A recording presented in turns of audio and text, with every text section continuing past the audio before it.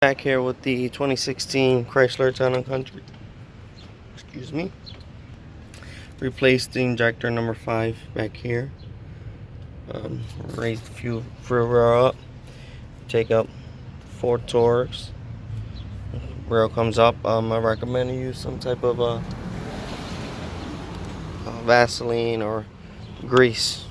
Put on the injectors when you're going back in so they seat well. With the fuel line here, and then the 4 Torxes, and it comes on up.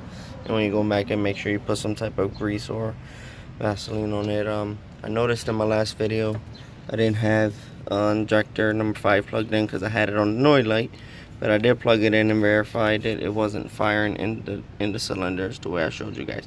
So now that I replaced it, cylinder number 5 should be firing. So let's start this up. Alright, we have number 1,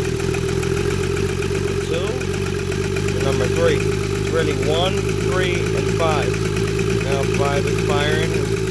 Once I put it all back together, it should not be misfiring. So we just confirmed the fix.